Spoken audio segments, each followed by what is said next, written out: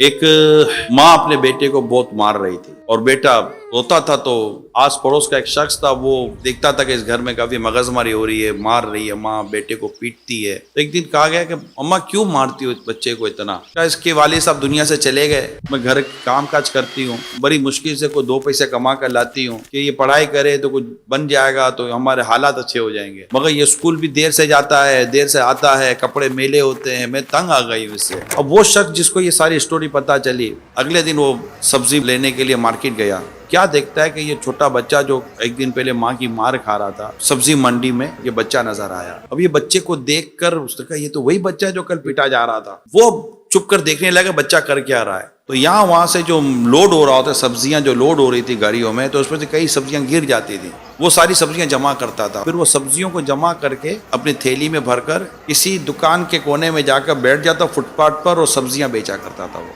अब वो आदमी उसको फॉलो कर रहा है, यार स्टोरी क्या है। अब स्टोरी ये है कि वो जैसे स्कूल गया तो अब लेट पहुंचा दोबारा, तो उस्ताद साहब देखा हाथ निकालो, हाथ निकाले, उसकी मार पड़ी, वो रोया। तो वो आदमी उसको हमदर्दी पैदा, बोला सर क्यों मार रहे हैं आप इसको? कहा ये रोजाना लेट आता है, इसको रोज मारो, रोज लेट आता है, रोज मारो, रोज लेट आता है। बंदा है, गधा है, मानता ही नहीं है कोई बात। तो अब उसकी समझ में तो सारी कहानी आ गई थी कि ये है क्या। उसने टीचर को कहा कि आप एक काम करें, मैं आपको इंशाल्लाह इसके ताल्लुक से कुछ बयान करूंगा। अगले दिन इसकी माँ ने भीरे से मारा पीटा, वही कपड़े मेले करके और सारा हिसाब किताब बनाकर वो गया था। उससे इसकी अम्मा को कहा कि उसको मारो नहीं, मेरी बात सुनो, मैं आपको कुछ बताना चाहता हूँ। फिर वो बच्चा सुबह जब स्कूल के लिए निकला तो उसने इसकी अम्मी को कहा कि आप फना जगह पर आकर देखे क्या हो रहा है। तो उसकी माँ कहीं चुप कर अब देख रही थी बेटा क्या कर रहा है। इससे फोन करके उस्ताद साहब को बुलाया, टीचर को, कि जरा आकर देखिए कि बच्चा क्या कर रहा है। अब दोनों कोने में कहीं अलग अलग प्लेसमेंट कर दी और चुप कर देख रहे थे। तीसरा ये आदमी था जो इनको दिखा रहा था। अब बच्चा वही रूटीन, वही सब्जियां जमा करना, सब्जियों को थैली में डालना, सब्जियां बेचना, कपड़े मेले हो जाना। फिर वो लेट गया स्कूल। अब वो टीचर तो देख ही रहा था, उसे पहली बार देखा था कि हो क्या रहा है बच्चा, यार ये तो मजबूर है। जैसे बच्चा स्कूल गया, जाकर इसने क्लास के अंदर बेंच पर अपना बैग रखा, सर के पास गया, हाथ निकाल दिया, मारो। वो मारने के बजाय वो टीचर ने बच्चे को अपने सीने से चिपटा लिया, खूब रोया।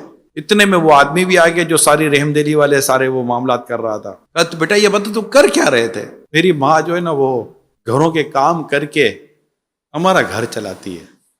मैं देखता हूं कि मेरी माँ के कपड़े फट जाते हैं। अब मेरे पास इतने पैसे तो है नहीं कि मैं अपनी माँ को ऐसा चादर या ऐसा कपड़ा या ऐसा लिबास दिला सकूं कि मेरी माँ के कपड़े सही हों। तो मैं यूं सब्जियां बेचकर ये सब कराकर पैसे जमा करता हूं, और आज मुझे उस शख्स ने ये कपड़ा दे दिया है जिसके लिए मैं अपनी माँ के लिए एक सूट सिलाऊंगा। कहा बेटा फिर इसकी पेमेंट कहाँ से करो? कहा भाई इसी तरह सब्जियां बेचता रहूंगा, फिर सिलाई के पैसे दूंगा और अपनी माँ के लिए मैं एक लिबास दूंगा ताकि मेरी माँ अपने बदन को सही छुपा कर लोगों के घरों के काम कर सके।